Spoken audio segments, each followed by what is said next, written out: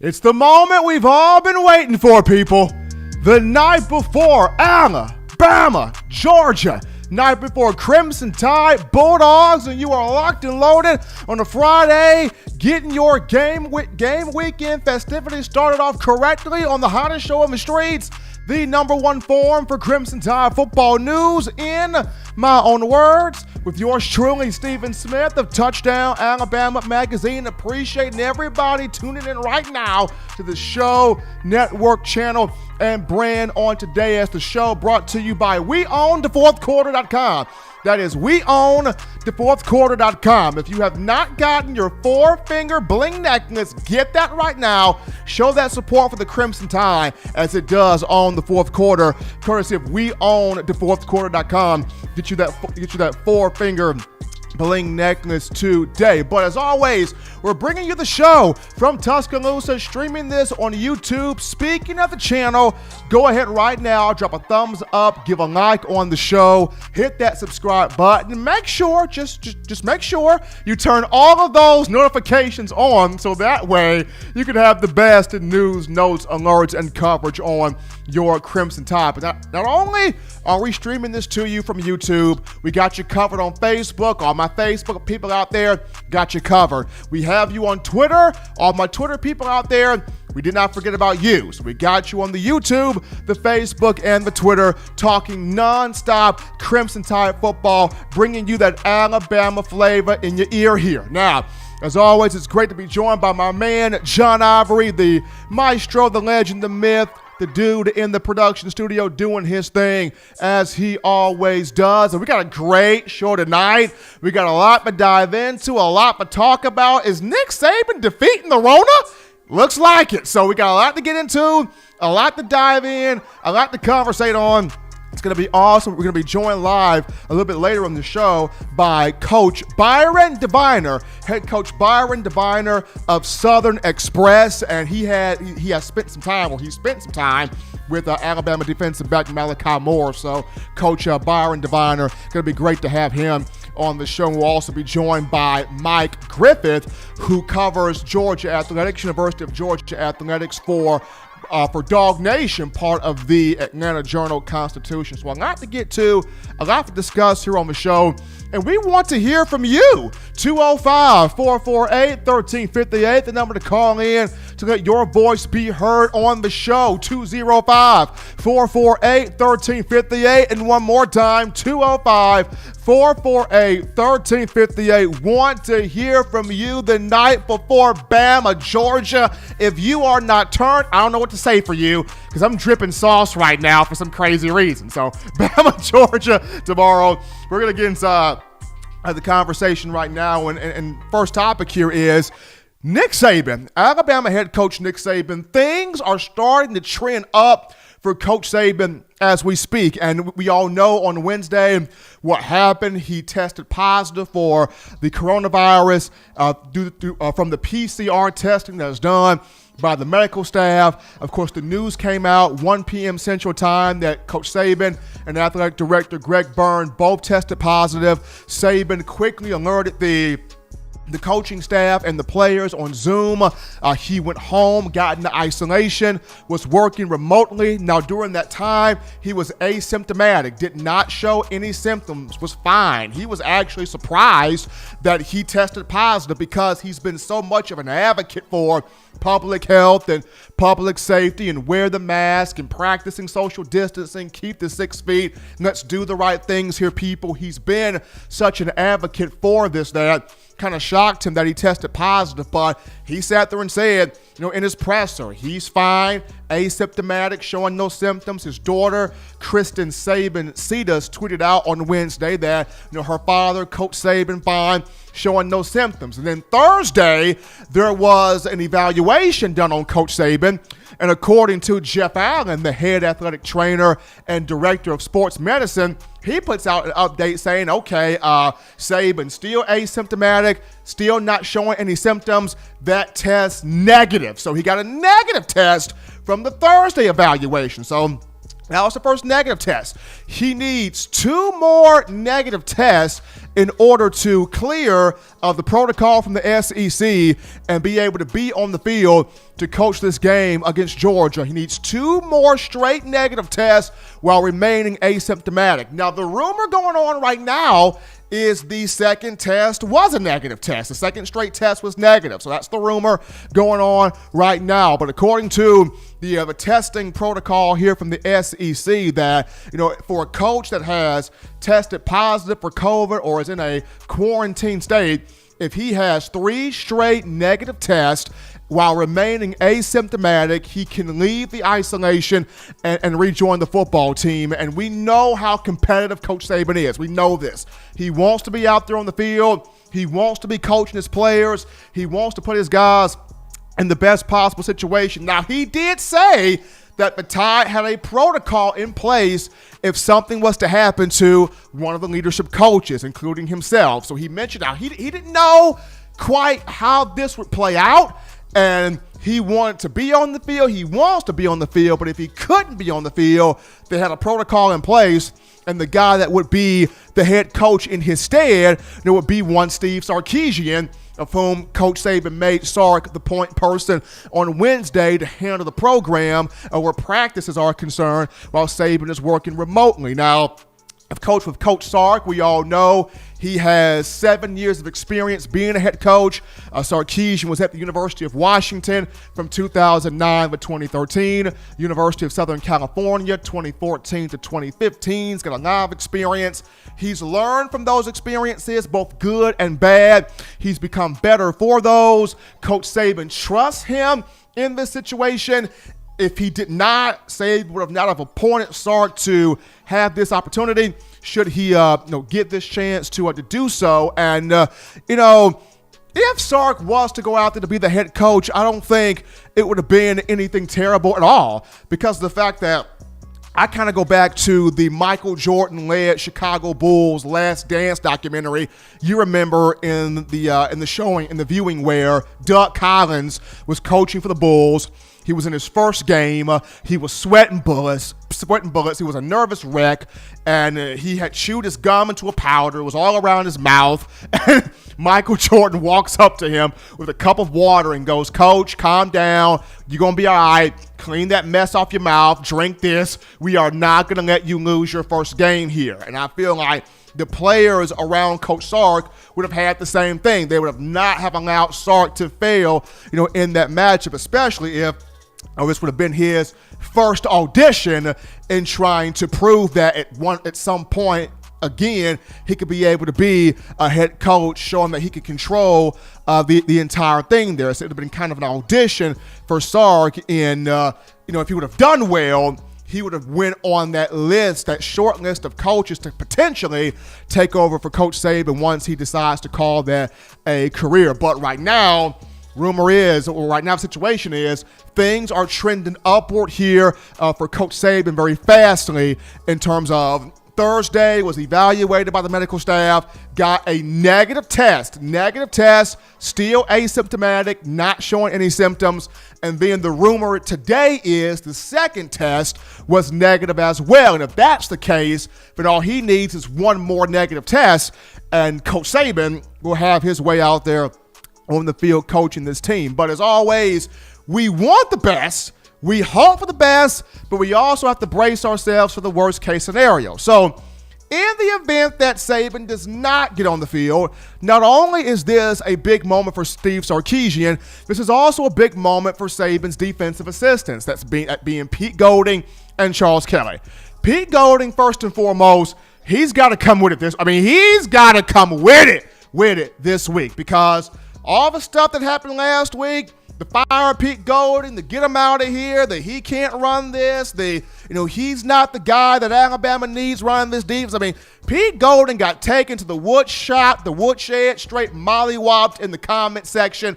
This got straight destroyed in the Twitter comment section on last week. And in order for him to really, redeem himself and kind of change that narrative, he's got to come with it here, with the play calling, with having the right personnel in the field. Everything has got to be on point here with Golding this week. If it is, then maybe we see a different narrative. If it's not, then the narrative will continue to be preached that's already going on. But even more so bigger than Golding, when Nick Saban is on the field, he's usually the one standing beside Coach Golding trying to help him out if he's in a bind, as a play caller. If Saban is not out there, that role goes to Charles Kelly. This is the name I've been hearing all week in practice. Charles Kelly has increased his role this week in practice in, making sure plays are simplified, making sure the signals are clean, making sure that, the guys aren't thinking too much, they're flying to the football, they're playing with energy, and the right personnel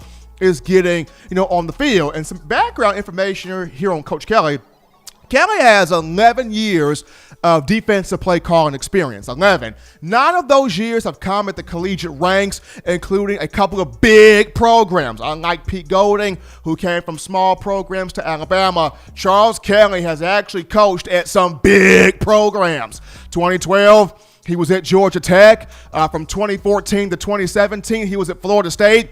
And let me just tell you, Kelly had some dogs at Florida State. It's not always just the X's and the O's. Sometimes it's the Jimmys and the Joes. Do you have those transcendent names that can play football? And let me tell you this, Charles Kelly had those transcendent names. He had DeMarcus Walker. He had guys like Brian Burns and Jacob Pugh and Josh Sweat and Derek Nadee and Jalen Ramsey and Derwin James. He had some dudes. And 2016, Florida State had 51 sacks that year, came in second behind Alabama that had 54. In 4 years with Kelly, Florida State, 46 interceptions, including 4 returned for touchdowns. I believe it was either 2015 or 2016 that Florida State defense under Kelly gave up just 17.5 points per game. So Charles Kelly's got experience, big playmaker, and the big play caller. And the whole week, he's been the one with the increased role here at practice, making sure guys are firing off the ball, guys are playing with energy, guys are playing with intensity. The defensive game plan simplified, the right personnel on the field, the signals are clean. He's been kind of handling a lot of that this week, and will be handling that in the game in the event that Coach Saban cannot be on the field. So this is a big week for Steve Sarkisian. This is a big week for Pete Golding. This is a big week for Charles Kelly. But right now, Nick Saban is trying to beat the Rona. Nick Saban is trying to knock out this coronavirus. And Coach Saban right now, one negative test so far. One negative test so far to the good. The rumor is the second test was negative as well today. If that's the case, and he needs one more to get himself on that field to coach this Alabama defense this weekend against Georgia. I mean, we all know the competitor Coach Saban is. He wants to be on the field. There's never been a moment where in his history as a head coach, especially in his history as the coach of the Alabama Crimson Tide, where he has not been on the field, where he has missed a game of this magnitude, of this trajectory. People, ESPN football college game days here. I mean, this has a game of the year type feeling, and Coach Saban is not trying to miss any type of action on this. I mean, I've seen the memes that the people I put out there on Twitter on Rick Saban. Nick Saban's twin brother, Rick Saban, is coaching the game. Y'all know that's just Nick in a blonde wig with a big mustache, right? I mean, I don't know. That's just Nick in a blonde wig with a big mustache. And of course, I've seen the memes with Nick Saban as a robot on the field. I've seen the memes of Coach Saban in the vortex bubble. Like, the internet's great. The internet's so great, but Coach Saban trending upward right now. One negative test so far. Waiting to get the two more straight confirmed negative tests so he can be on this field here for the Crimson Tide. But that takes us to our first break here on the show. Don't touch that dial, just getting started. When we return, we entertain your phone calls, your thoughts, your tweets, your texts, your super chats. Bring them in here after this. You're watching In My Own Words with Stephen M. Smith, brought to you by We Own the Fourth Quarter. Get your four-finger bling necklace today by visiting weownthefourthquarter.com. Throw them foes up. Thank you for tuning in. Show your support right now by clicking that like button. If you haven't subscribed, hit the subscribe button now and enable all notifications to make sure you don't ever miss any of the best Alabama football news, notes, and information right here on Touchdown Alabama. Every sports fan deserves the proper representation. Whitwell Sports introduces to you the Title Towel. Wave that Title Towel in the air like you just don't care in support of Nick Saban and the Alabama Crimson Tide. Only $9.99 and it lasts a lifetime. Head on over to whitwellsports.com and get your Title Towel today. Remember the taste of Grandma's delicious sweets? Emily's Heirloom Pound Cakes brings back those precious memories with just one bite. Each cake made from scratch. They make the perfect dessert to share with family and friends for any occasion, and ordering is easy. Visit emily'sheirloompoundcakes.com. Click the online store and shop. Then pick up your fresh cake at the kitchen in downtown Homewood. Order yours online at emily'sheirloompoundcakes.com. Emily's Heirloom Pound Cakes, making memories from scratch. We are back into the epicenter of conversation. If you want Alabama football and a whole lot of it, this is In My Own Words with yours truly, Stephen M. Smith of Touchdown Alabama Magazine, coming back in from the break. Be sure to hit that like button, drop a like, give a thumbs up on the show, hit that subscribe button, turn on all of those notifications so that way you can have the best in news, notes, alerts, coverage, and commentary on your Crimson Tide. Before we go to the phone lines, as this call segment is brought to you by, you know what, the Blue Wrench Gang. Call segment brought to you by the Blue Wrench Gang. But before we get to the call segment here, We got a couple of super chats, or a few super chats to shout out here right now. So let's get to those. First off, how about Spencer Revley right now? Spencer Revley throwing in that $5 donations, helping us out here via TDA. Jimmy Clay back in here. Jimmy Clay, that $5 as well from him.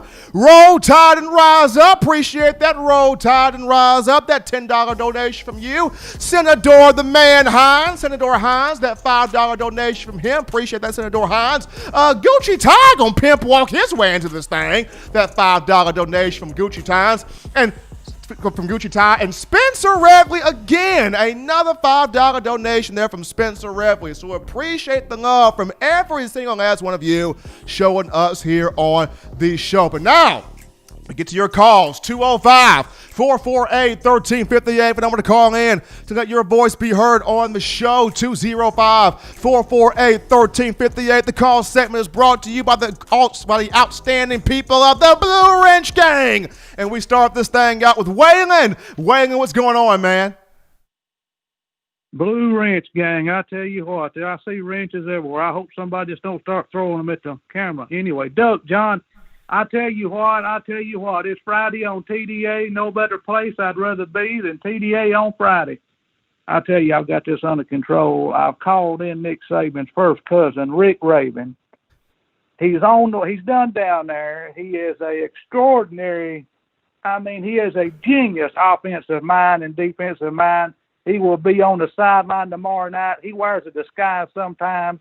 Him and Coach Saban look a lot alike. He don't like to get stopped a lot, so he wears some glasses and a mustache just to get through, the airports and stuff. And he'll be on the way. He'll be down there tomorrow night, and everything will be fine. What's going on, Stephen?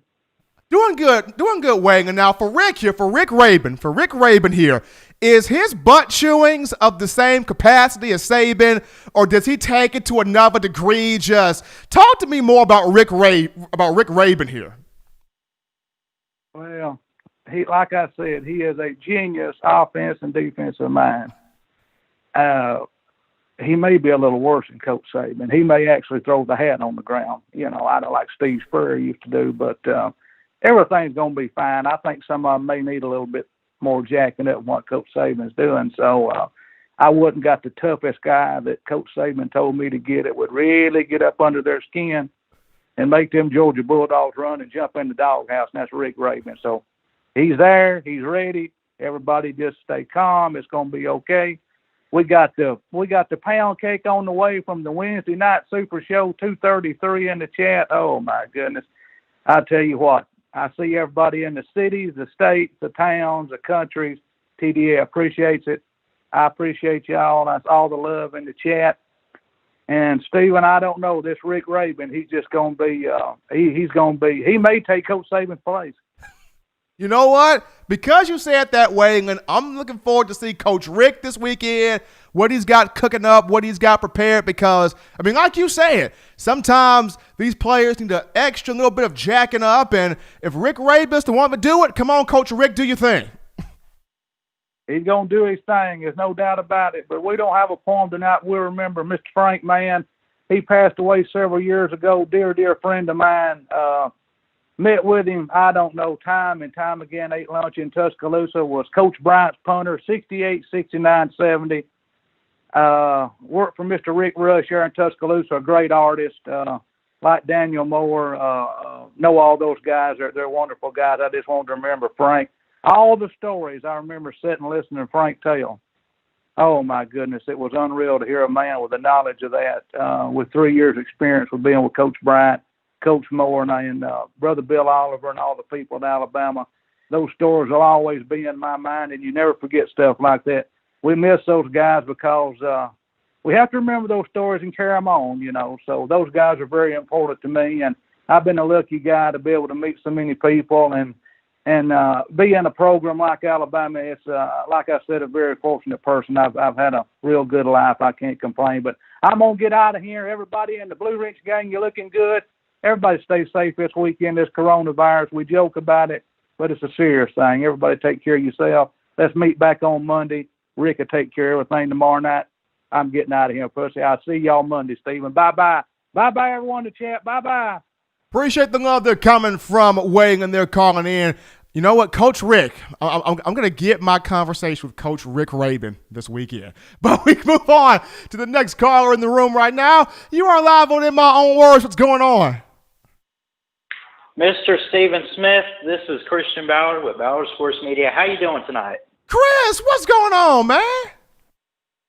Hey, man, look, despite this whole Saban thing, outside of that, I think I'm doing great. Now, I want to say real quick, I don't want to say surprised because I know anyone can get this virus. We're all dealing with it. We're all going through what's happening with the pandemic.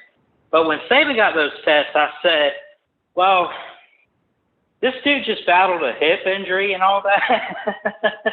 Yeah. He had a hip replacement. He'll be fine, but I mean, look, I just, people, and, talking to Georgia game and everything, I think Nick Saban, whatever the decision is, whether he's in a booth, wherever he is, we're going to be fine because he's got a lot of great minds on the team, on the staff with Coach Sarkisian. Now, Pete Golding, I no disrespect to him, but, I really don't know how I feel about him exactly. I've heard a lot of negativity from Tide fans saying, like, get rid of him because we gave up this many points last week or whatever. But it's going to be fine. It's going to be a really good game. Georgia is a really good team. And I'm excited, man. We get a night game in Tuscaloosa against, a top 4 team. It's undefeated. And I'm pumped up and ready to go.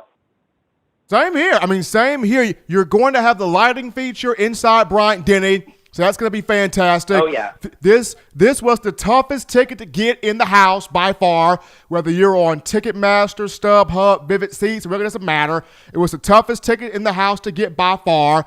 And to me, I just feel like after seeing a defense last week that got embarrassed and they had to hear it from local media that you got your butt kicked, national media that you got your butt kicked even though you won, you had to hear from fans that you got your butt kicked, and I feel like this is a group that wants to go out there and show, okay, last week was not Alabama defense. Here is Alabama defense, this week. So I feel like those guys were highly embarrassed because I saw guys walk off the field after the Ole Miss game. They didn't even want to look at the camera. Some of those guys probably had their mamas on the camera and didn't want to look at their mama on the camera. That's how embarrassed them guys were. Right, and you can't take everything away from the Bama defense. I kind of looked at it like, yes, Bama's defense messed up last week, but look at Lane Kiffin, man. Look at what he's trying to build at Ole Miss, too.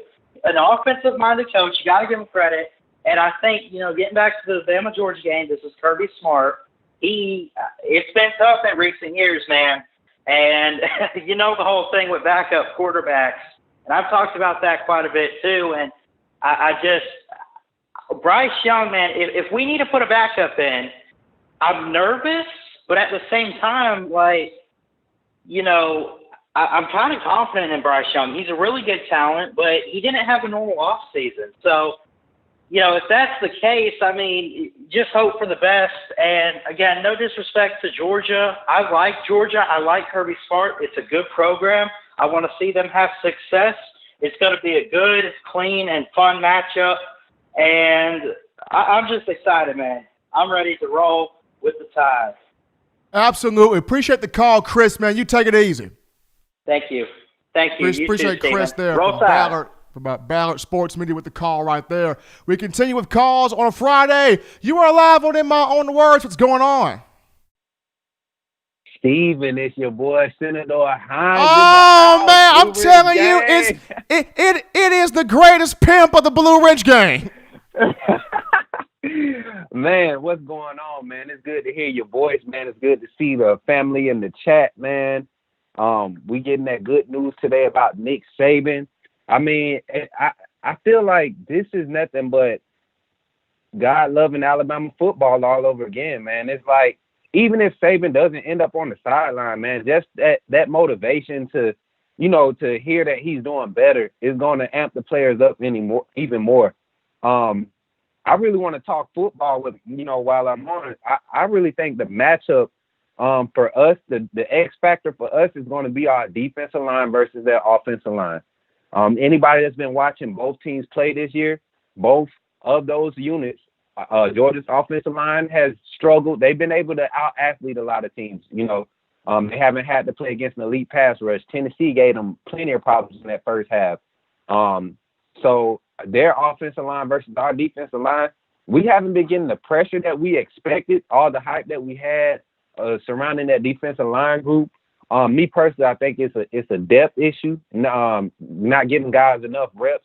And I understand the short and off season and, everything being cut off didn't give you a good chance to evaluate everybody, which in my opinion, I would lean more to giving guys, more snaps. We got such a young group, so much talent. It's time to see what these guys can do when the lights on. And these lights are bigger than the previous weeks, man. So what better time to hit them with an okie doke than now? We've done it the last 2 times we played UGA.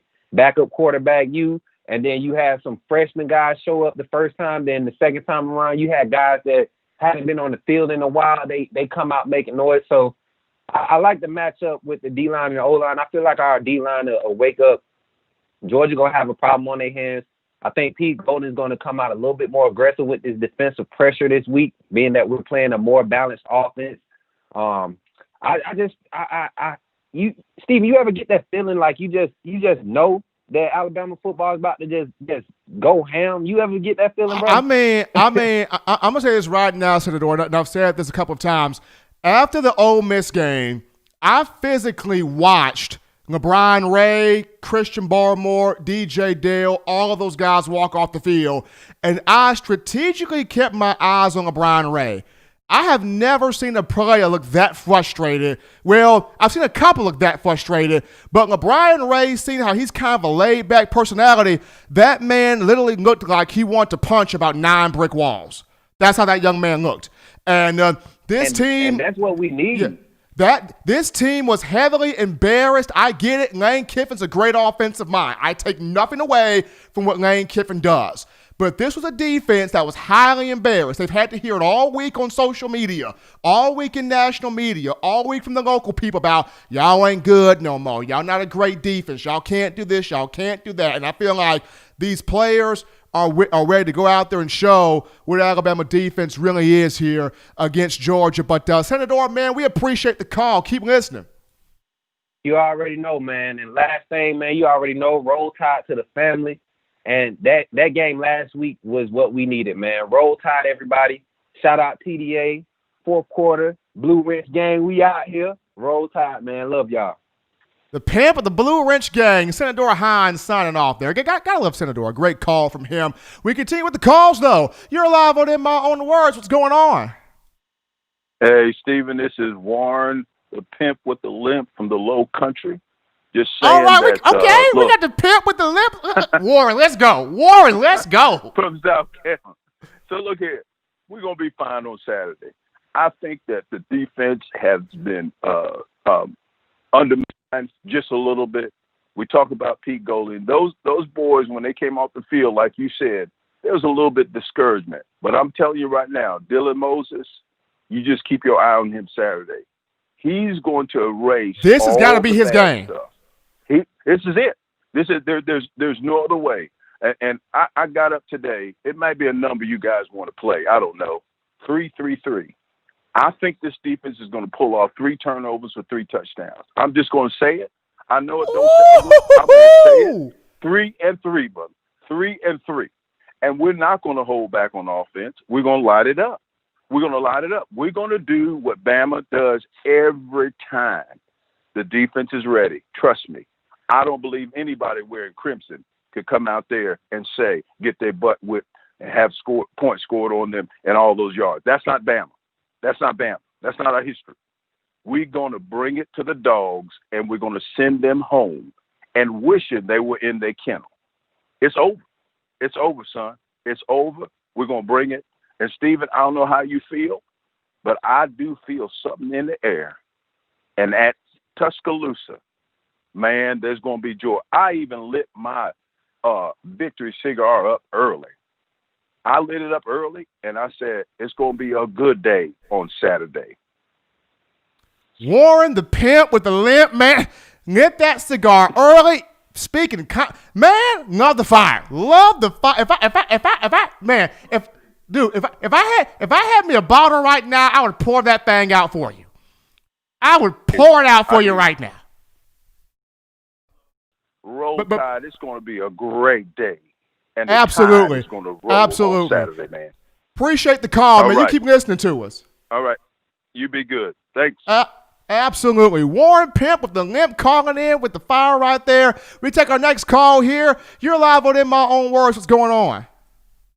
What's going on, Steve? I'm okay. I mean, college football game day is here. Talking Alabama football with Crimson Tide fans. I mean, I have a smooth life. Thank God. I have a smooth life. Well, I hear that. Well, I want to touch on two things. The first thing is Dylan Moses. We haven't been talking about him. He haven't been the same. He's not fast as he used to be. He act like he can't read plays. Like he used to like dial in on plays, but now it's a hesitant. And then he goes to the tackle. He used to just shoot the gaps, keep everybody in line. And DJ Dale, he's not pushing that front. Like I haven't yet to see the front push. I've seen a little bit of pressure. We get a little bit of pressure, but then they come right past us. I have yet to see the front get a good push. Our edges, we're not getting pass rush. It's like we one step slower. But if Pete Golding can get this defense right this week, I feel that we can be back on track. Now I'm gonna answer your first question on Dylan. Dylan Moses needs to let the injury go. Because Nick Saban told him, 2 weeks remaining in fall camp, you're fine now. Cut loose. And the last 2 weeks of fall camp, Dylan had a great camp. And then he played very well against Missouri. So Dylan has to 100% cut loose now. The knee is fine. You're able to move. You're able to bend. Cut loose. Go out there and play the way you know that you're capable of playing. So for Dylan, put the injury behind you, young man. Cut loose. That's my thing for Dylan. As far as the defensive line is concerned, is being able to beat their guy off the ball. A lot of times, the play calling on the field for the defensive line is doing a lot of that two-gap defending. I feel like this week, forget about that. Let these defensive linemen go one-on-one, beat your guy, get to the ball. Don't have all this two-gap stuff. One-on-one, get to the football. Yes, and somebody please give Sicky Smooth the ball. Mr. Smith, he is a playmaker, just like Waddle. If we can get the ball to him, definitely, because he got the stop in his direction. Like he can stop on a dime and go right up the field. Devontae Smith's the man. Devontae Smith, a dynamic player. And of course, I mean, we all know what happened when Devontae Smith faced Georgia in the 2018 title game of the 17 season. So we all know the capability that he plays with. This guy is nothing to sneeze about, nothing to joke about. This is a guy that's got top 10, top 15 NFL draft grade written all over him. But, my man, we appreciate the call, man. Keep listening to us. I appreciate you, man. Roll Tide. Absolutely right there. Appreciate you guys lighting us up here on the show, giving us your thoughts, your energy. What are you feeling like in terms of Crimson Tide football? A little bit of a quick topic here. So Alabama, Georgia this weekend. CBS will have the call on Saturday, 7 p.m. Central Time. There have been a lot of great matchups in the history of Alabama, Georgia, especially under Coach Saban. But I'm going to go ahead and list my top 5 right now, starting with number 5. At number 5, you got to go to the washout game in 2015. The field was drenched. It was horrible out there at Sanford Stadium between the hedges in Athens, Georgia.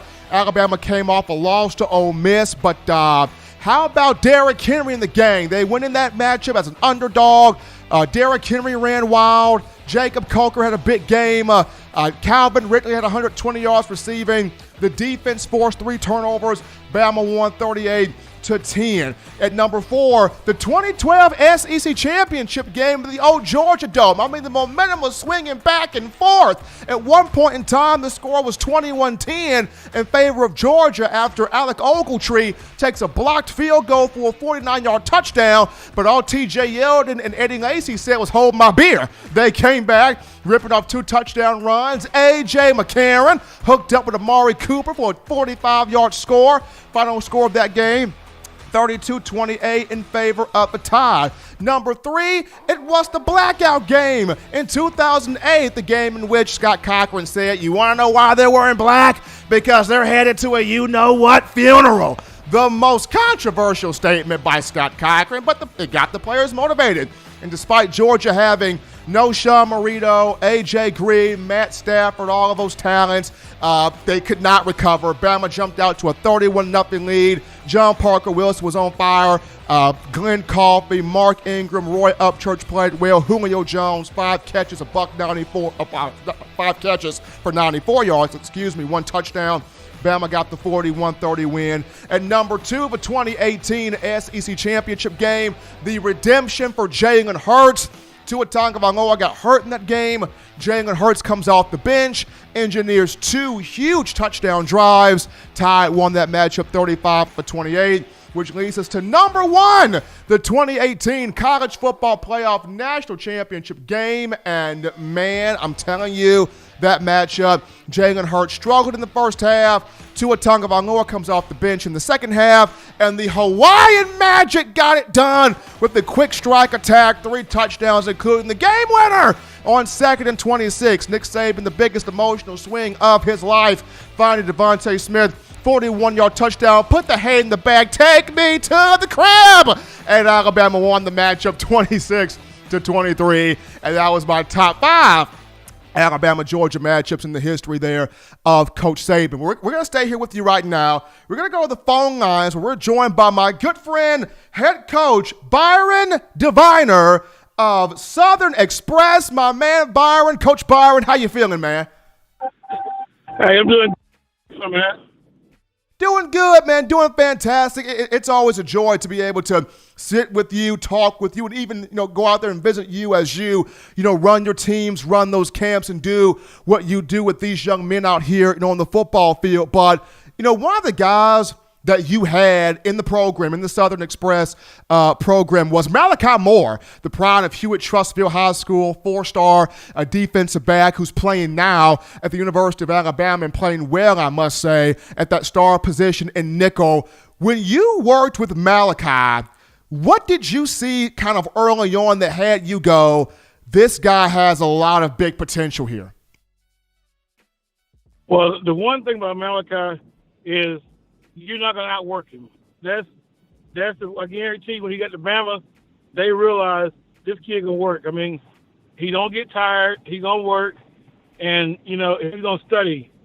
I mean, Malachi is the type kid that goes in and he may go to position. He going to go back to his room, eat, shower. He going to spend an hour or so at his homework watching more film to see what mistakes that he made, how he can get better. That's just the way that that kid is. I mean, I've known Malachi since he was a little kid. Been knowing his family for quite some time, and it was funny when he first started playing with me because his dad is a huge basketball fan. He played at MTSU, and I had to sit here Malachi about 2 hours one day, just like telling him, hey, you're gonna be a football player. You're not a basketball player. You're 6'1". There ain't too many Allen Iversons out here anymore. And, he bought in. It was great, 3 years playing, with us and stuff. And, Malachi's a winner. I never, everybody's like, man, he going to Bama. He ain't going to fit in the Bama system. Me, myself, I never doubted it because one thing about that kid is when he put his mind in something, he makes it happen. He's not one of those kids that, oh man, I'm having, I can't do it, do it myself, whatever. No, he's that way.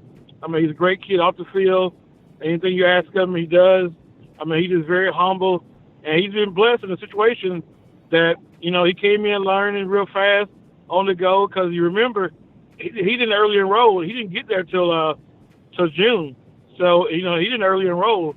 So he wasn't early, so he didn't go through spring practice.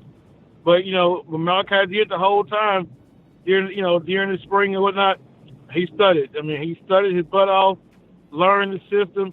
Now, granted, he's a freshman. He's going to make freshman mistakes, everybody's not Minka. You never have to compare. But if you look at D. Milner started as a freshman at Bama as well. He had a little hiccup as a freshman year, but he ended up being a consistent All-American.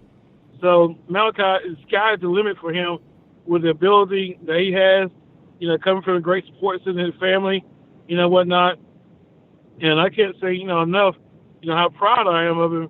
And, we talk probably about once a week. I call and check on him. He called me, just, see how things are going. Just, as, a friend, mentor, just check and see how he's doing, because I know that freshman, at some point, you can hit that freshman wall, and just keep it, him, upbeat, encouraged and stuff, and whatnot, because it's, everybody knows college football. I say this right here, for Malachi to be where he's at in June coming in and learning Coach Saban's system that fast, you got a lot of guys that don't learn his system until their junior senior year. So let's tell you how smart he is, because Coach Saban's defense is very complex.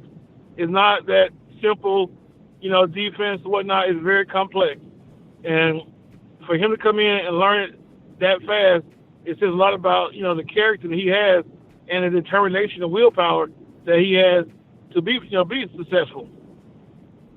Absolutely. Absolutely. This, folks, we're joined here live by head coach Byron Diviner, who is the head coach of Southern Express. And I've had great times being able to meet with Coach Byner and with Coach Diviner, and being with him, being with the guys on the field, and being able to just be around someone that really loves these young men, really loves these individuals. Talking here about one, Malachi Moore, the 4-star defensive back freshman here for the University of Alabama Crimson Tide. Coach, we appreciate you taking a little bit of time to be here with us, to talk about Malachi, your relationship with him, how you've been able to work with him, and how proud you are of him, of just, sticking to the process, sticking to the script, and having a lot of success. Coach, you be safe out there, man. Be good. Hey, you too. You'll take care. Glad to have me on.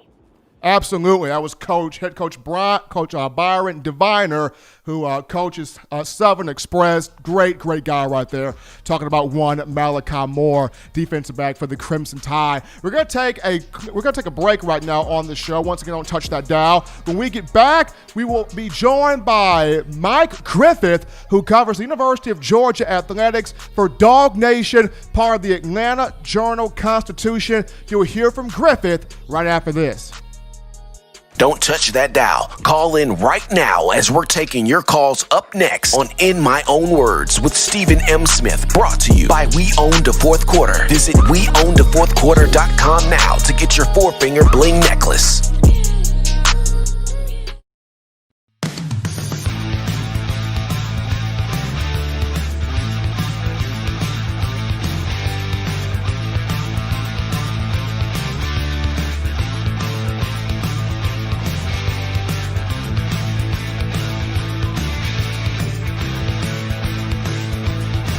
T-Town Menswear in the University Mall in Tuscaloosa.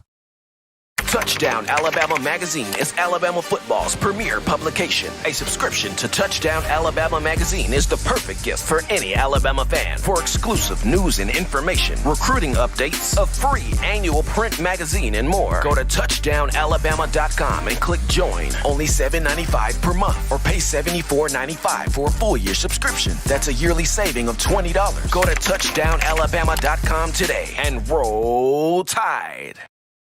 Thank you for tuning in. Show your support right now by clicking that like button. If you haven't subscribed, hit the subscribe button now and enable all notifications to make sure you don't ever miss any of the best Alabama football news, notes, and information right here on Touchdown Alabama. Back in from the break, ladies and gentlemen, on what is the hottest show on the streets, the #1 forum for Crimson Tide football news in My Own Words with yours truly, Stephen Smith of Touchdown Alabama Magazine. Go ahead right now, give a thumbs up, drop a like on the show, hit that subscribe button, and turn all of those notifications on so that way you can have the best in news, notes, information, and coverage on your Crimson Tide. We hop on over to the In My Own Words hotline right now, where we pick up one Mike Griffith, who covers University of Georgia athletics for Dog Nation, part of the Atlanta Journal-Constitution. Mike, it's so happy to have you on, man. What's going on? It's working hard, guys. Getting ready for the game tomorrow. Absolutely, absolutely. So let's talk about the game right now. First and foremost, Kirby Smart, head coach of the Bulldogs. He's been there since 2016. He's had a couple of close opportunities to get the win over Nick Saban. Of course, the 2018 national championship game off the 2017 season, even the 2018 SEC title game. Had the lead in both matchups, just couldn't quite finish the deal here. What's kind of been the vibe in Georgia when you look at the fans, when you post the fan base? What's the vibe around Kirby Smart or toward Kirby Smart when you look at this matchup this weekend? Well, I mean, it's pretty much the same here every week now. They expect to win every week. They've got high expectations. They've won the East 3 times and, had a convincing win over Tennessee, beat Auburn, and Arkansas was a little bit more of a struggle. So, it's another Alabama-Georgia game. I mean, not quite the consequences we're used to. I mean, truth be known, I think both these teams are going to meet up again in December. So I think Georgia fans are excited and looking forward to the game. Absolutely. Now, as we look at here, the quarterback situation for Georgia coming into the season, a lot of people thought it would be Jamie Newman. Unfortunately, the graduate transfer from Wake Forest opts out due to coronavirus concerns. And of course, he wants to prepare for the NFL draft. And then you have JT Daniels, of whom came in from USC. Also behind him, you had DeJuan Mathis, who got some opportunities against Arkansas, kind of struggled there. But Stetson Bennett has been the one to stabilize the ship here for Kirby Smart. Just talk about the confidence that Bennett plays with, the respect that his teammates have for him, and what do you expect to see from Bennett here in this game as he tries to attack Alabama's defense? Yeah, I'm still trying to wrap my brain around the idea that a former walk-on 4th-string quarterback could beat Alabama in Tuscaloosa. I mean, that's a heck of a storyline. If Alabama gets beat by a 5'9" former walk-on, boy, the tide has fallen on defense. Stetson's a nice player. He's, like I said, he's not very big. He doesn't have a very strong arm. He makes good decisions. He's accurate. He's got good mobility. He's only 10th in the SEC in passing yardage, and he's only 9th in passing efficiency. So it's not like you're running into Doug Flutie here. But he's a nice little player, and they've got a good scheme with Todd Monken. They're pretty effective on 3rd down, and they've had enough offense to win to go along with the championship defense. If you're just tuning into the show, ladies and gentlemen, we got Mike Griffith on the line here from Dog Nation, covering the University of Georgia athletics for Dog Nation, part of the Atlanta Journal-Constitution. And Mike, so sticking with the offense here for a minute, running back Zamir White. Georgia's always had a good plethora, good list of running backs, whether it was Todd Gurley, Keith Marshall, Nick Chubb, Sony Michel. Of course, the list goes on. But Zamir White, the next one in line, and so far having a fantastic season, over 200 yards rushing, 4 rushing touchdowns there, really built low of the ground, shifty guy. What makes White explosive in space, and what makes him difficult to bring down in terms of defenders trying to get the right angle on him? Well, Zamir runs hard, but, he's got some competition now for playing time. Tennessee wrapped him up pretty good. He only had 50 yards on 22 carries, so they're looking hard at Kenny McIntosh and Kendall Milton, and Zamir's a veteran, and I expect him to get the start. He's got 132 career carries, and he's had a couple catches this year, but I've just got a feeling that Georgia might want to get some of those younger, talented guys in the backfield working as well. James Cook had a really good offseason, a younger brother, Dalvin Cook of the Minnesota Vikings, and he was injured against Auburn. They say he's cleared for this game. He's pretty good in space, and Kenny McIntosh is a guy been pretty hot lately. Kenny's third or fourth in the nation in kick returns, and he's about a 215-pound guy from Pompano Beach, Florida, that Alabama was looking at. He was through there on an unofficial visit, so you could see some Kenny McIntosh. And Kendall Milton, a 5-star from Northern California, ran hard last week. Nothing out of that backfield would really surprise me in this game. Now, as we flip this thing over here, Mike, to the defense, and here's the area that Georgia fans really, really excited about this defense. One of the best in college football, if not the best, definitely the best in the SEC when you discuss scoring defense, total defense, third down defense, among other categories there. And Kirby Smart prides this group on playing tough, playing physical, playing discipline, but also having a lot of nasty on that side of the football. In terms of defending Mac Jones, having it be a frustrating game for him, but also putting the clamps down a little bit on Najee Harris coming out the backfield, what could we see from Georgia this weekend in terms of blitzing, in terms of disguising things? What could we see from Kirby Smart with this defense and trying to make it a difficult time for Alabama at Bryant-Denny? Well, he will mix up the coverages regardless of circumstance. And as far as the pressures they bring, that has a lot to do with the circumstance of the game. I mean, if Georgia's scoring points and has a big lead, then certainly Georgia could be more aggressive on defense. If they're playing from behind, they got to make sure they don't give up the big plays.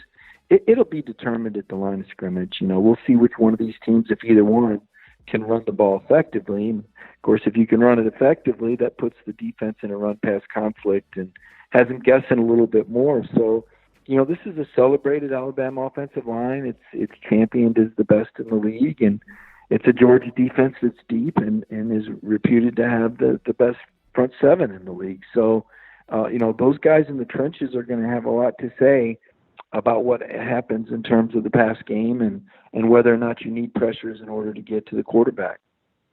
If you're just tuning into the show, ladies and gentlemen, we are joined here on the In My Own Words hotline on a Friday by Mike Griffith, who covers the University of Georgia athletics for Dog Nation, part of the Atlanta Journal-Constitution. And so, Mike, flipping this back over to the offense now, George Pickens at wide receiver. I know it was difficult losing Dominic Blaylock in the offseason to an injury, but how much growth have you seen from George Pickens in terms of the route running, the hands, the concepts of the routes, and just really finding different ways to frustrate some of the best defensive backs in the country? Where has George Pickens grown? What do you expect from him in this game, as well as some of the other receivers that the Bulldogs will feature? Yeah, defenses have really focused on George. He only has 8 catches this year on 15 targets. The leading receiver, the guy that's really broke out, is Kearis Jackson, slot receiver. We talked earlier about Stetson Bennett's arm strength, and they've only got a couple passes that have gone for over 30 yards. A lot of it's been underneath in the slot, over the middle. Expect to see a lot of Kearis Jackson. He's really been in a rhythm, with Stetson Bennett. And Trey McKitty is a graduate transfer tight end from Florida State. They had a couple grabs against Tennessee. I think he'll be another one of the primary weapons. And, we'll have to see how Alabama covers George. If they double cover him and, shade safety like a lot of these other teams have done so far, he's had a hard time with that. Any receiver would. And Georgia's offense is predicated on finding the open guy. So, if Alabama doesn't think Patrick Surtain can handle him one-on-one and puts a safety on him, then, Georgia will take that gladly and find the open man. He's Mike Griffith, ladies and gentlemen, joining us live here via the phone lines. Reporter for all things University of Georgia athletics for Dog Nation, part of the Atlanta Journal-Constitution, joining us live here on In My Own Words to talk some Alabama, Georgia, breaking down the Bulldogs for the matchup this week, 7 p.m. Central Time at Bryant-Denny Stadium. CBS, will have the call on the game, but as always, Mike, appreciate you for coming on, spending time with us here on the show. Enjoy the game. Have fun. Stay safe. Be good, man. Appreciate it. Should be a lot of fun, guys. Absolutely, always was able to be joined live by Mike Griffith, who covers the Georgia Bulldogs, University of Georgia Athletics for Dog Nation, part of the Atlanta Journal-Constitution. We're going to take a break right here on the show, but upon our return, we'll dive into Najee Harris, Alabama running back Najee Harris. Can he pound that Georgia defensive run and put himself squarely in the Heisman conversation? We'll talk Harris after this. Don't touch that dial. Call in right now as we're taking your calls up next on In My Own Words with Stephen M. Smith. Brought to you by We Own the Fourth Quarter. Visit weownthefourthquarter.com now to get your four-finger bling necklace. You know what we do at the start of the fourth quarter. We throw them foes up. But now you don't have to wait until the fourth quarter. Get your four-finger bling necklace at weownthefourthquarter.com. It's the first and only logo that captures the essence of all Crimson Tide players and fans as we represent the legendary Alabama football fourth quarter dominance. Get your four-finger bling necklace right now at weownthefourthquarter.com. Get yours today and stun on them haters. Touchdown Alabama Magazine is Alabama football's premier publication. A subscription to Touchdown Alabama Magazine is the perfect gift for any Alabama fan. For exclusive news and information, recruiting updates, a free annual print magazine, and more, go to touchdownalabama.com and click join. Only $7.95 per month or pay $74.95 for a full-year subscription. That's a yearly saving of $20. Go to touchdownalabama.com today and roll Tide. All right, folks, we are back into the action here from the break on the hottest show on the streets, the number one forum for Crimson Tide football news. And as much as I do want to talk about Najee Harris, we're going to get to this call segment first before we get into Najee Harris. But as always, be sure to drop a thumbs up, give a like on the show, hit that subscribe button, turn on all of those notifications so that way you can have the best in news notes, alerts, and coverage here on your Crimson Tide. But to the phone lines, 205-448-1358, the number to call in to let your voice be heard on the show, 205-448-1358, as this call segment is once again being brought to you by the Blue Ridge Gang. Blue Ridge Gang bringing us these call segments, 205-448-1358. We take a call right now. You're live on In My Own Words. What's going on? Hey, Stephen. First of all, let me thank you. Let me thank you for taking my call. This is Dwayne calling from the Cliff in Kentucky. Okay, Dwayne, what's happening? Well, I got a couple of things. On Najee first, since you're getting ready to talk about him, he based on last year, he got stronger as the season went along, and this is going to be the fourth game now. So, I expect to see a lot more dominance from him. And Alabama historically has a tendency to play like, dog, whatever, a game before a big game. So, I'm not really as worried about their defense because I think they'll be a lot better this week. And, let's see, I know I had something else, but he caught me off guard. Would you want to say anything about what I've said already? I agree with your point there. I go back to 2015 for just a moment, and Alabama against Ole Miss didn't have its best game, had some turnovers offensively, let some things get away on defense, but of course the following week against Georgia, they got everything cleaned up, they got everything straight, and they completely demolished the Bulldogs on the field 38-10. So I see your point there. Traditionally there are moments where Alabama goes into games, maybe not take the opponent as seriously as it should, and the opponent has a coach on its side that can really exploit it offensively or defensively, and Alabama has that, and then Bama has the wake-up call, and they get back to business the next week. Yeah, especially when we consider the coach on the other side was Lane Kiffin. True, very true. So I guess that's all I had. I had something else. I know I did, but I can't think of it right now. But, you know what? Yeah, thank you for taking my call, though. I really enjoy your show. You're doing a bang-up job, man. I appreciate it. Appreciate the love there coming from Dwayne from Kentucky. Man, you stay safe out there. Be good. You too. Appreciate the love there from Dwayne from Kentucky with that call. We take another call right now. You are live on In My Own Words. What's going on? No dog there, Bo. I just want to say, Georgia, about 16. Georgia by 16? Nah. Georgia by 6. No. No Georgia by 16. Nah, man. No, ain't no. I do not see Stetson Bennett coming in here as a fourth string quarterback, hanging up 16 points, beating Alabama by 16 at Bryant-Denny. I don't see it. I don't. Even I'm not a gambling person, but I would put some money on that. Alabama would not allow Stetson Bennett to come in here and beat it by 16 points. But anyway, topic here right quickly. And this is an interesting one as you guys continue to get your thoughts together. 205-448-1358. That number again, 205-448-1358. The call segment brought to you by the great family of the Blue Wrench Gang, bringing us the call segment. But cool topic right here.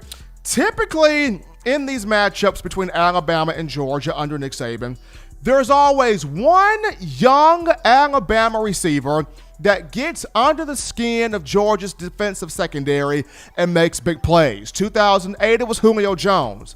2012, it was Amari Cooper. 2015, it was Calvin Ridley. 2017, in the 2018 championship game off the 17 season, it was the trio of Jerry Jeudy, Devontae Smith, and Henry Ruggs. 2018, it was Jalen Waddle. So we've seen in the history of this matchup under Nick Saban, there has been at least one young Alabama receiver to frustrate the Georgia defensive secondary. Now, I get it, those guys I listed were freshmen, true freshmen, but still, the point is, young receiver. So the guy to watch for in this game, keep your eyes on John Mechie. I understand Alabama also has Javon Baker, the true freshman out of McEachern High School in Georgia. But keep your eyes on John Mechie in this football game because Georgia's going to be locked in on Devontae Smith. They ain't trying to have another 2nd and 26 moment. And then, of course, Jalen Waddle, of whom burned it in the 2018 SEC title game. So they're going to look at Waddle. This becomes a huge situation, a huge moment for Mechie. Young, talented, explosive, great hands, great route runner. I've called him Calvin Ridley's Canadian twin. I'm not coming off of that. I've said he's got a little bit of Kevin Norwood in him. I'm not coming off that either. We saw him play well against Missouri, 2 catches for 42 yards. He introduced himself to the world against Texas A&M, 5 catches for $181 and 2 touchdowns. And then against Ole Miss, 4 catches for 75 yards. So Mechie's been chirping. And Mechie and Smitty have a dance. It's a handshake. It's the Qatar handshake dance, which that's kind of cool right there. Devontae Smith talked about how the dance started last year against Ole Miss, where Smitty broke out for 11 catches for 274 yards and 5 touchdowns. Of course, he had an even bigger game this time, 13 catches for $164. And a score, 2 total scores, but 1 score receiving. So Mechie and Smitty have the little guitar dance there going. But we got another call here in the queue. You are live on In My Own Words. What's going on? Yes, good afternoon. Thank you for taking my call. Absolutely. Yeah, I'm calling about Alabama defense. I've discovered, from my observation, I've seen teams that have gotten better over the past several years. So everybody, while Alabama has been on top, not all, but Clemson and Georgia have gotten better over the years, over the last 3 or 4 years.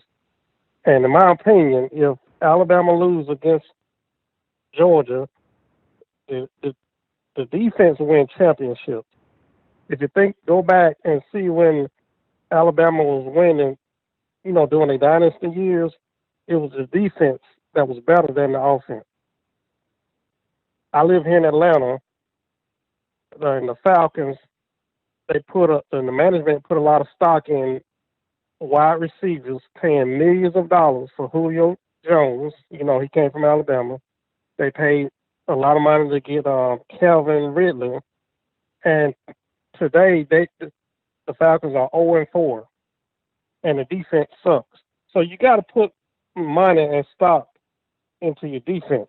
You got to recruit a defense coach that can go out and recruit these good players, because if not, those good defense players are going to go to Clemson and they're going to go to Georgia in order to beat Alabama, because they don't discover Nick Saban's defense scheme. So you got to make adjustments, in my opinion, as far as, the defense coach. Because you can score 100 points, but you can give up 200 points on defense. So they still got to address that issue. In my opinion, if Georgia beat Alabama, they're going to have to get a new defense coach.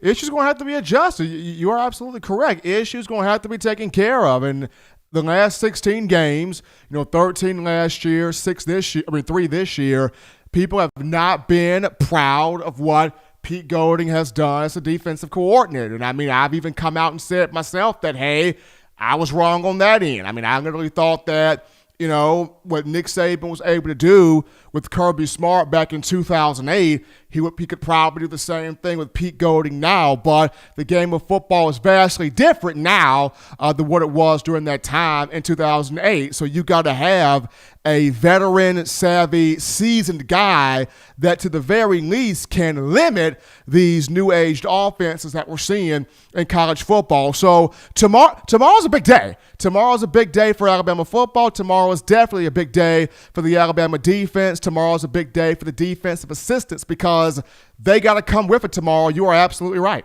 But, my man, we appreciate the call, man. Thank you. Okay, have a good day. Absolutely. Alabama's got to come with it. Absolutely. Defense has got to bring it tomorrow. They got to bring a hot stick tomorrow. But we continue with the calls here on a Friday. You're live on In My Own Words. What's going on? Steven, I'm back, man. It's Senator, man. I got to reply to that last phone call.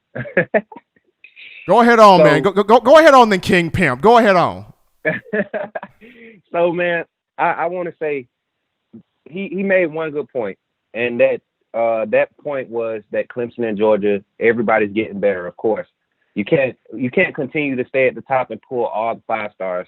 If you look at the way that these ratings and stuff are being put on these high school players, a lot of these 5 stars aren't panning out on the next level. It's these 3 stars and 4 stars that are getting late starts with their recruiting and getting evaluated and stuff that's coming in and continuing that steady development. So I will give them that. Clemson did that. They built from the ground up. You didn't see them coming in just snatching 5 stars here and there. These guys really started building the culture when Sweeney took over, and you see its results. Same thing Alabama did. Nick Saban didn't come in his first recruiting class and just kill the recruiting rankings. He mixed it up just like Dabo did. So I'll give you that. But the fact that you're saying you can't win a national championship without defense, did you not watch LSU last year? LSU defense was not beasting. They had a nice little secondary, but they was not beasting. Just look at the competition in the SEC now. Just as the game is evolving, the reason the defense is falling behind because for so long, offensive coordinators and offensive-minded greats, they didn't know to step outside the lines and bring the spread to the SEC and really try to hit the perimeter. If you all remember, SEC football was all about the trenches, pounding it up the middle. How can we win by running power? Can we win by running, slam or counter? You had a few teams running a lot of counters out of their pro sets. But the offensive game, you have to have an offense to win a national championship now in college football. You can't come in with a Georgia-built type defense or type offense with a Georgia defense and that Georgia offense that they currently have and win a national championship. You have to have a dynamic quarterback, not necessarily a dual threat, but a dynamic quarterback to be a national champion. Look at the last 3 or 4 national champions. You got Trevor Lawrence. You got us. You had Ohio State before us. Who else was in that mix, Stephen? I got so much going through my head right now. Clemson, Bama, Ohio State. All those guys were dual threat quarterbacks, and you have to have a dynamic offense to be a national champion. I am so tired of people saying defense wins championships. No, I've never seen a defense go out and score 35 points in the game off of defensive turnovers. No, you've never seen that. You have to have an offense. So get rid of that mindset. That I believe that's why Alabama fans get so frustrated watching our defense. We're so used to seeing our defense dominate, but we got to understand, just like our offense had to evolve to score on those other dominant defenses that were out there, other people did the same thing to score on our dominant defense. And we just got to accept it, man, and accept that the new average yards that we're going to give up is going to be 300 yards a game. That's going to be the average. The average across the board, when you talk about competitive team, top 25 play, these teams are giving up 285 to 315, and they're stout defenses. That doesn't mean they're trash. It's just the way that the game is evolving. We can say the same for basketball, Steven. You remember, you didn't have regular season games with 149 points at the end of the game. You had 90, 86. And you talking about Michael Jordan and the Bulls playing against a young Orlando Magic team, like 90 was the cap. So it's just evolving the game, athletes evolving. You don't necessarily have to have a dominant defense to win a championship, but you definitely need an offense that can put points on the board. That's just my personal point of view. I know a lot of people don't see that. A lot of old school mindsets with football, they don't see it like that. But that's what the game is becoming, and we have to accept it. Appreciate the fire and the energy there coming from our own Senator Hines in hot there with that phone call. Brother, as always, be good, man. Be good, Senator. Be good out there.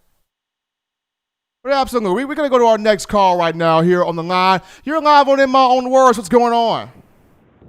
Hey, Steven. It's Mattress Matt in Mobile. All right, Mattress Matt. What's going on? Hey, man. Hold on. Do you got my Zerta, Mattress Man? You got my Zerta? I got a what now? Do you have my Zerta, Mattress Man? Okay. I got mattresses for you, man. Come on down to Mobile. Just come take a little nap on them. I'll turn the massage on.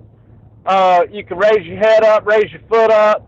We'll turn on some old Alabama games. Right on Airport and University in Mobile, called Mattress and Furniture for Less. Okay. But, I'm not trying to advertise my business, but man, I can't wait for tomorrow. I got a big old Boston butt. I'm heading over to Home Depot right now to get me a smoker box. I'm gonna smoke some hickory chips in there all day long, and Alabama is they're gonna win tomorrow, whether Saban's there or not. Saban doesn't have coronavirus. I was glad to hear that today, that the test was a false positive, which we won't know for sure, right, until tomorrow. Is that right? Yeah, he'll have to do, I believe, 2 more. Now, there was a rumor that he had one today that was a negative. If that rumor checks out, then that would be 2 straight negatives, which means he'll need 1 more negative to clear the SEC protocol. But so far, it's looking real good for Coach Saban. Yeah, my prediction is he's going to be there. The last caller, Alabama's defense right now is number 85 in the nation. LSU's defense last year was number 33 in the nation in total defense. So they were not great, but they were solid in a really, really tough conference. So LSU's defense last year was not bad. But I know where he's coming from. I understand what he's saying. But you can't just have no defense and expect to win ball games. You have to have somewhat of a solid defense. And number 85 in the nation is just not good enough. And I'm agreeing that we need to go ahead and fire Pete Golding. Pete Golding, the last season before he came to Alabama was at UTSA, and they had a 5 or 6 win season, and then he was at a couple of smaller colleges before that. So I'm not sure why an elite Alabama team even has somebody like that at defensive coordinator. I understand that he was, that he worked for Alabama for a couple of years, and Nick Saban really liked him and everything like that. But I don't know if that's really enough to hire somebody to lead your defense when they have never been a defensive coordinator at a decent program before. We've made that mistake as choosing head coaches before, where we just bring in somebody that's never been a head coach before, and that's never worked out. So I'm not sure why we took that gamble with Pete Golding, but I think Alabama's going to win big tomorrow. I'm saying 21 to 28 point win. And what do you think about that? Love you, man. You have a good night. Okay. Appreciate it, man. Appreciate the call right there from Mattress Matt calling in there, giving us a great call. My prediction, I had Alabama by 17 on the Feinbaum show. Yeah, I had Alabama by 17 on the Feinbaum show. Like I said, I saw a team that came off the field against Ole Miss very disappointed, very upset, and they're trying to make sure that they respond in a big way. And both calls coming from Mattress Matt and Senator, two good calls. I mean, the game has shifted over to offense, absolutely. But going back to Mattress Matt, you do have to have a solid, firm defense to balance that offense out. You got to have both in some way, shape, form, or fashion. So two very passionate calls there come from different ends of the spectrum. We take another call right now on the show. You're live on In My Own Words. What's going on? Hey, man, this is Robert from Mobile. Robert, what's happening with you? Hey, I agree with your last caller. The caller back. It's not that of course you can't have an elite offense and an elite defense. It's almost impossible. And by elite, we throw those terms out, but we never get definitions. My definition of elite offense or elite defense is your defense overall among Power 5 schools. Your defense is ranked in the top 5. That's elite. And the same with your offense. If you're an offense among the Power 5 schools ranked in the top 5, that's elite. Now, it's almost impossible to have both on a team. I've never seen that before, where a team is ranked in top 5 on defense and offense. But okay.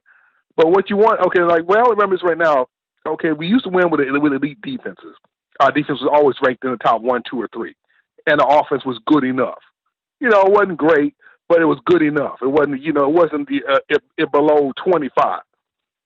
But now we've had offenses that have been, top 5, 1, 2, 3 on offense. Our offense has been elite, but our defense has just been ranked really low among Power 5 teams. It hasn't been good enough, and that's been our problem. Okay, is it elite? No, but it can't. Like the guy, like Carl said, it can't, out of 85, it's not among Power 5 schools, among all schools, and you can weed out some schools like Marshall and schools like that. They don't play the competition they play. But so it's really among Power 5 schools. But it's ranked near the bottom of the Power 5 schools, and that's been our problem. Like Oklahoma in the Big 12, it's a classic example of a team that's had elite offenses, but defenses have just been too poor, and it's become to bite them in the butt. And Alabama said it's happened to us. We've had elite offenses, but our defenses couldn't stop a nosebleed. And last year, our defense made Bo Nix look good. Mediocre at best quarterback, and he looked good against our defense last year. Well, you're not going to win a championship with that. And there lies the problem. Okay, yeah, we make Trevor Lawrence, we could probably put up points on us, but we should still keep Clemson. If we can keep Clemson below their average, you can win a championship with our elite offense. If you can't keep teams below their average, if you don't slow your team down, well, you can't win. You can't. It doesn't matter how elite your offense is. Your defense cannot keep anybody below their average, and that was always Oklahoma's problem, and that was Alabama's problem last year against when they played really good elite teams. So you got to our defense has to get to where it's good enough. At least in the top 25. If it can't get really top 10, it's more than good enough, and that's all Tua offenses ever need. Okay, hey guy, okay, you don't have to be 1, 2, or 3, but if you can get in the top 15, we can win. We can win the championship, and our defense was not able to do that over the last several years. So the guy, I understand what the kids saying, 300 yards. We may have to live with giving up 300 yards a game, but if Clemson is still popping us for 400 plus and 48 points. And we don't ever get to keep them around the 30-point range, then our defense isn't good enough.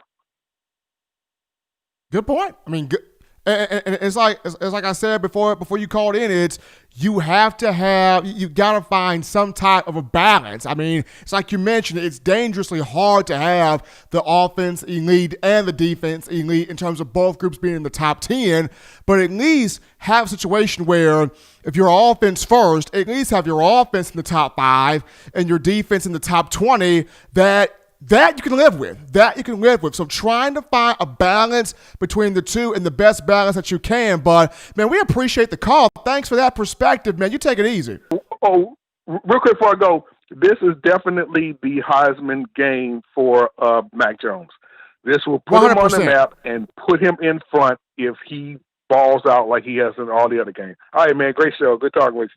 Absolutely. This will be a huge moment here for Mac Jones if he can go out here and shred up this Georgia defense. We're continuing with calls right now. You're live on In My Own Words. What's going on? What's going on, man? I'm doing good, man. Doing good. How about yourself? I'm doing good. Now, this is the way I look at it.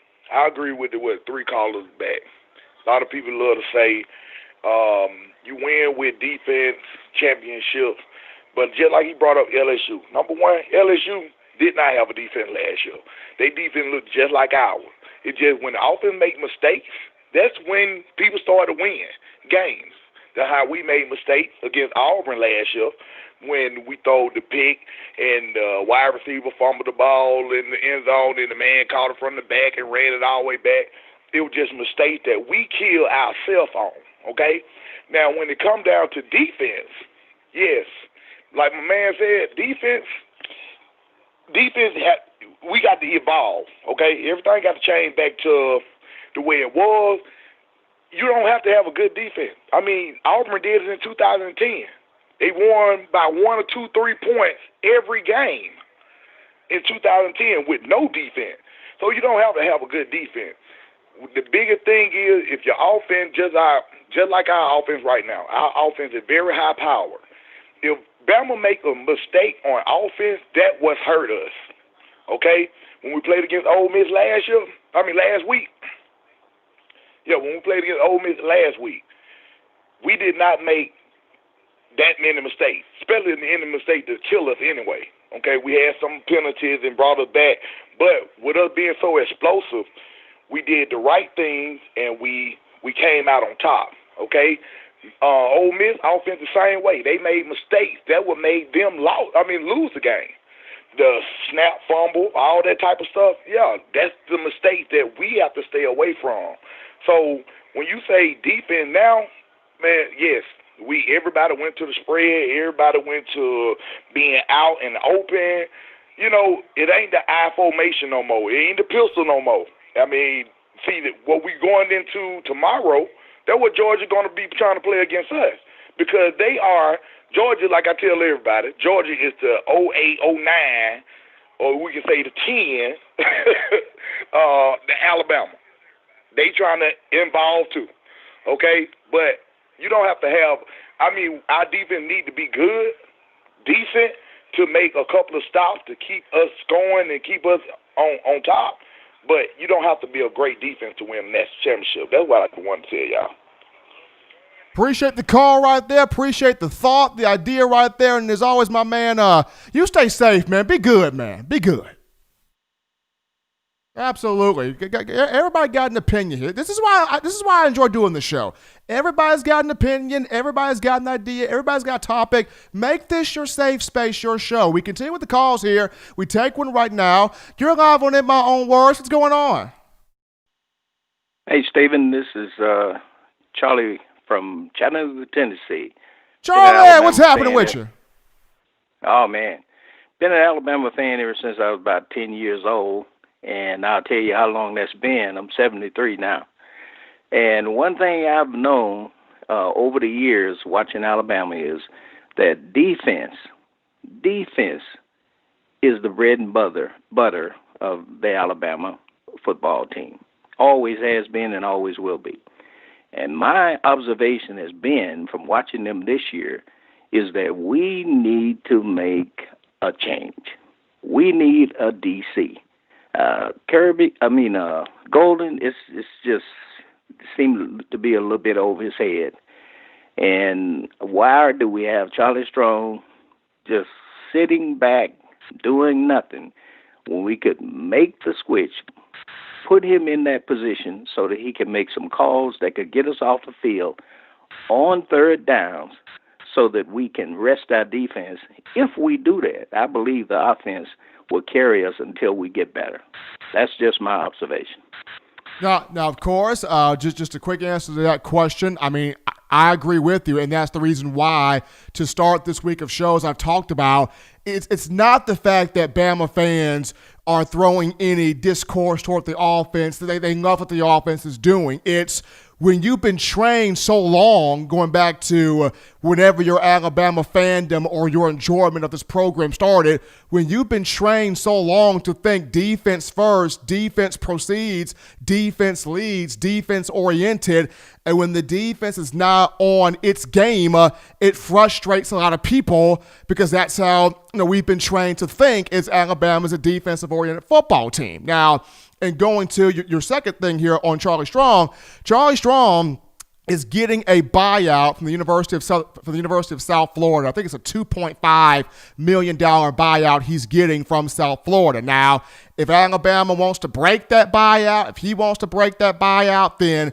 that's on him. I haven't heard anything about him wanting to break that buyout, but that's kind of what's keeping Saban from maybe making that move to go to Charlie Strong. There's the buyout there that he's got from South Florida. But Alabama also has Charles Kelly on the staff that's got 11 years of defensive coordinator experience, and a lot of those years at big programs, especially one Florida State from 2014 to 2017. So to me, I felt like Saban thought I had Kirby Smart as a young guy in 2008. I was able to mold him into a champion, and he was able to help us. So maybe we can do the same thing here with Pete Golding. Unfortunately, 2019, 2020 is vastly different from 08, and it was a gamble that so far is not paying off there for Coach Saban, but I'm looking forward to seeing what happens this week for the Crimson Tide. But my man, you have a good one, man. You take care. Okay, thanks, Stephen. Absolutely. I mean, everybody's got this opinion, got their opinions, man. And that's what we do the show. That's why we do this show. Everybody bring your opinions, your thoughts right here. 205-448-1358. I mean, I know it.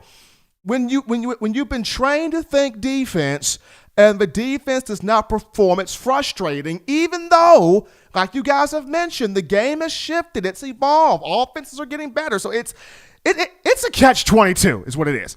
It is a catch-22. The thing you want to see excel is having some trouble. The thing that you're so used to seeing be good enough is having a glow up. So it's a catch-22. But, hopefully, prayerfully, Alabama will get that straightened out this week here against Georgia. We got some super chats to shout out right now. Senator Hines bringing in that $4.99 donation there via super chats. Appreciate the love there from Senator Hines. And Senator came back with a $5 donation via the super chats, and he says Bama by 21. Bama by 21. So absolutely. But also, guys, be sure to like the show. Be sure to like the show right now. Give a thumbs up on the show. Like the show right now. Hit that subscribe button. Turn those notifications on so you can have your Alabama football fix. But we continue with the calls right now. You're live on In My Own Words. What's going on? What's up, Steven? How you doing, man? What's going on, Sean? What's happening with you? Man, nothing much, man. How you doing on this great night, man? Man, I am doing fantastic, man. I'm taking a lot of different perspectives here from offense, defense, and in between, but that's why we do this show. We do it to dive into different perspectives, and we can have a conversation at the dinner table. I will tell you this. If you go back and look at Alabama's 2009, 11, 12, 15, and 17, I guess, maybe? Sure, yes. Championship. Every one of those defenses were either ranked number one in scoring defense. We were ranked in the SEC in the top two in the SEC every one of those years. I know that football changes, so that's really kind of hard to go by in 2020. I mean, just from 2020, just from 2015 or 16, football has changed greatly. So you really can't go by that, I guess, maybe now with the way offenses and with this pandemic year going crazy, you know what I mean? All we can do is just hope the defense get better, man. Because if I got one worry, that's it. You know, it's everybody's saying, you know, I'm just different, bro. I think the more pessimistic I am, the better we do. I know that sounds crazy. If I don't get too over optimist, I think we. But do you're not better. wrong there. You know what I mean? But Sean, you are not wrong there. I'm almost the same way at times. You are not wrong there. Yeah, man. I just try to keep my excitement down and just pray we do better on defense, man. Because like I told you before, it's not really that we was missing tackles. That can be fixed greatly. That can be fixed. You know, you wouldn't believe the improvement you can make in 1 week on just a physical practice. But it's the miscommunication what scared me to death. But yeah, man, I wanted to chime in real quick, man. Tell everybody get ready tomorrow. Praying for Coach Saban and Mr. Burns and pray everything go well, man. And let's go, man. Roll Tide. Absolutely appreciate the love there coming from Sean out of Huntsville there in the chat right in the phone line right there. We take another call, man. You guys blowing us up. We go to another call. You're live on In My Own Words. What's going on? What's going on? Doing good, man. And yourself? Hey, man, we good, man. We want to know a few things. We from Philly, man. We flew down here that we want to see the game tomorrow. Okay. What's going on? I read something online. It said Nick Saban tested negative 2 times. You think that's true?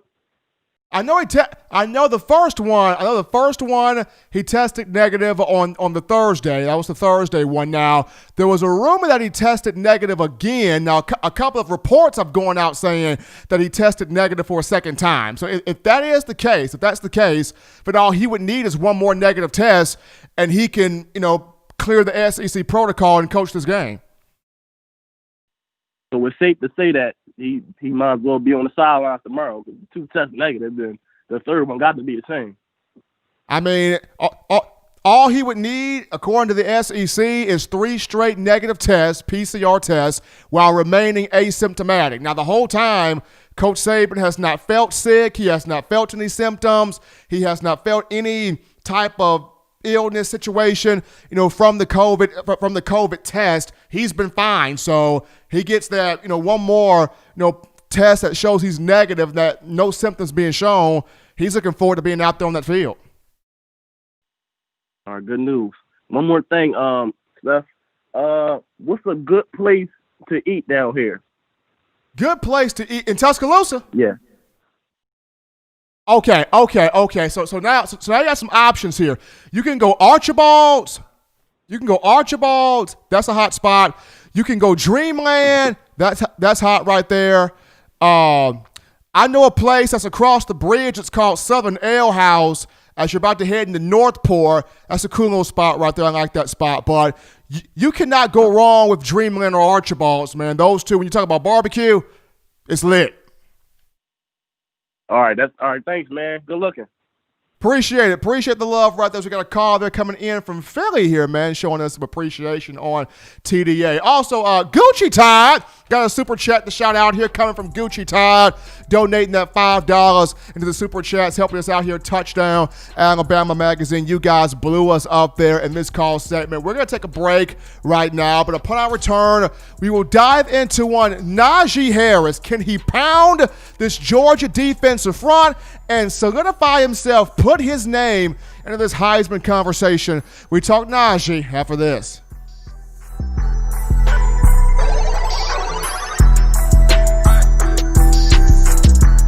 Thank you for tuning in. Show your support right now by clicking that like button. If you haven't subscribed, hit the subscribe button now and enable all notifications to make sure you don't ever miss any of the best Alabama football news, notes, and information right here on Touchdown Alabama.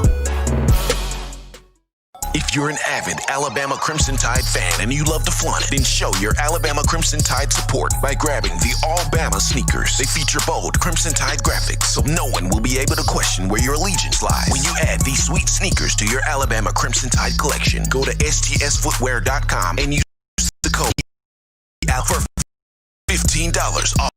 That's code for $1. You're going to STS Footwear Alabama today. Touchdown Alabama Magazine is Alabama football's premier publication. A subscription to Touchdown Alabama Magazine is the perfect gift for any Alabama fan. For exclusive news and information, recruiting updates, a free annual print magazine, and more, go to touchdownalabama.com and click join. Only $7.95 per month, or pay $74.95 for a full year subscription. That's a yearly saving of $20. Go to touchdownalabama.com today and roll Tide. We are back into the action here, folks, on the hottest show on the streets, the number one forum for Crimson Tide football news, notes, information. In my own words, on the Friday with yours truly, Stephen Smith of Touchdown Alabama Magazine. Appreciating everybody blowing up the YouTube chat line, the super chat donations, the calls. You guys have been fantastic as we get prepared for Alabama, Georgia, taking place on tomorrow, Saturday, 7 p.m. Central Time kickoff. CBS will have the call from Bryant-Denny Stadium. But before we jump into the final topic of conversation, got to remind you, we own thefourthquarter.com. That's we own thefourthquarter.com. If you haven't got your four-finger bling necklace showing that, love for Alabama owning the fourth quarter, you better get that thing right now. I'm telling you, it's the hottest thing smoking right now. Four-finger bling necklace showing that support here for the Crimson Tide, courtesy of we own thefourthquarter.com. We own thefourthquarter.com. Throwing them foes up right there. But also, along with that, check out TDAwear.com as well. We got you covered here, TDAwear.com, for your shirts, your hoodies, if you're feeling the I Love Here in Touchdown Alabama shirt, the Let Them Play shirts, the We Want Football shirts, hoodies galore. Let us be your one-stop shop right here, TDAwear.com, supporting the Crimson Tide, head coach Nick Saban, the student athletes, and us here at Touchdown Alabama Magazine. But now, we look at what Najee Harris today. Look at when Najee Harris trying to pound this Georgia defensive front and trying to solidify himself into the Heisman conversation. But along with that, trying to solidify himself as the first running back taken in the 2021 NFL draft and being a first-round pick. I mean, people look, this is a huge matchup. And there will be NFL scouts at this game. There will be quite a few NFL scouts at this game. They'll be watching this game, documenting this game, taking down notes, writing numbers down, having their binoculars on their face, looking at all the big-time marquee athletes out there. There will be NFL scouts at this game. And it is in the big games where the high ratings, the high intensity, the high attention to details, the high stakes with everything that's going on, it's those big matchups where you have a player go off, you have a player put in a huge performance, you have a player have a strong outing. That goes a long way into really increasing that draft stock of that particular athlete, regardless of what side of the ball they're on, what position that they play on their particular team. So Najee Harris spoke this week in player interviews about he wants this challenge. He loves this challenge of going up against the best defense in the SEC, one of the top defenses in college football, especially run defense. Georgia giving up just 38.3 yards rushing per game. Najee wants this challenge. He wants the opportunity to run through this group, to run on this group, to wear this group down, to have a big time performance, and not only, winning that time of possession there on the clock and having, Mac Jones even more settled in so he can do his thing, but also just to have this chance to put himself submittingly in the Heisman conversation and submittingly in being the first running back taken off the board and potentially, a first-round pick. And Harris is coming off a career day against Ole Miss. 23 carries, 206 yards rushing, 5 touchdowns on last week. He averaged 9 yards per carry. He had 3 long runs of 30-plus yards, including 2 touchdown runs of 30-plus yards, one a 39-yard touchdown run, the other a 33-yard burst to the house, showing that he can now put those long runs together. He's got that speed now, that elite top speed now that he's worked on in the offseason with one Brad Lester, former Auburn, running back. So this week right here, he's going to pride himself on the moment he touches the football, unleash everything. Don't be dancing in the hole. hit the hole, turn up in there, get big yardage up and down the field. Put this Alabama offense in position to be dominant, deadly from the word go. And then along with that, Najee can also work in catching some passes there out the backfield, showing his receiver side and being able to hurdle guys and do the things that he does out there in space. But the big thing he wants to do is hammer this Georgia defensive front, hammer this group. And they've got some dogs there on that front line when you discuss the likes of Quay Walker and Nakobe Dean and Nolan Smith. And they've got some guys. Malik Herring, they've got some guys there on that defensive front. Georgia does. Now, they will be without Monty Rice. They will be without Monty Rice, their top tackler, who's got 18 stops on the season. But, aside from him, Georgia's got guys rotating off the bench there to go with this defensive front. So for Najee Harris, his thing is being able to wear down this group, and the offensive line's got to help him. The offensive line has got to do a big job helping them this week. The group of Alex Leatherwood, Deontay Brown, Landon Dickerson, Emil Ekiyor, and Evan Neal, they got to come with it this week. You got to be able to move these guys off the football, neutralize his pass rush as well as his run defense, and set Najee up for success.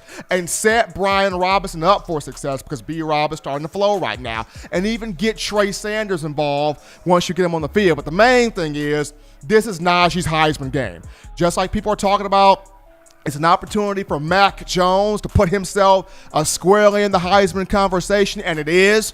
This is an opportunity for guys like Devontae Smith and Jalen Waddle to squarely put themselves in the Heisman conversation, and both of those two will look to do that. At the same token, here's a moment for Najee Harris. We saw last year when Najee locked all the way in, started with the LSU game, he became a completely different player. He was always a great catcher out the backfield. He was always a great athlete, but in terms of turning it on, being nasty, being that one-cut, downhill power runner, meaning business, that moment came last year against LSU, and it moved throughout the remainder of the 2019 season. Now, this year, started off strong against Missouri, had a little struggle there against Texas A&M, but against Ole Miss, he went back to crazy out-the-box Najee, running hard, running strong, not allowing people to bring him down with one tackle there. So this week against Georgia, if he wants the money, this is the money game. This is the money game. This is the Heisman game. All eyes on him. All nights on him. All opportunities on him to set Alabama up and opportunities to be successful, but also set himself up with a chance to go to New York here for the Heisman Trophy presentation and potentially be the first running back taken off the board, first-round pick here in the 2021 NFL Draft. But Najee Harris, through 3 games so far, 52 carries, 347 yards rushing, 10 touchdowns. He's averaging 6.7 yards per carry. He's averaging 115.7 yards per game. So a strong season thus far. But if he wants his name in the Heisman hat, he got to do the duddy. He got to do the work this week against Georgia and that defensive front. But as always, ladies and gentlemen, you want the best in news, notes, information, and in coverage on your Crimson Tide. It's very simple and easy to do. You get this by accessing the Touchdown Alabama Magazine app.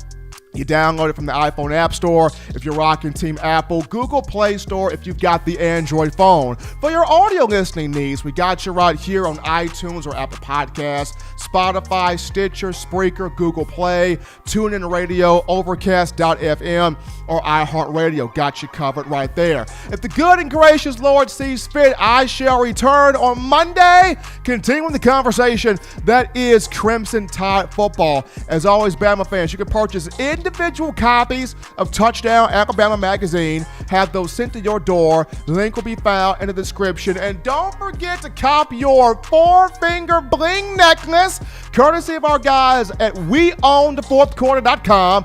That's WeOwnTheFourthQuarter.com. Get your 4-finger bling necklace right now. That link will be found in the description as well. But until next time, folks, husbands, love your wives. Wives, appreciate, value those husbands, children. The weekend is here, but still do those things legitimately now. Do not be bored. Get you those 3 hearty meals a day, those 3 great laughs a day. Protect yourself, protect the loved ones around you. Enjoy the football game. Until next time, folks, spit in my own words.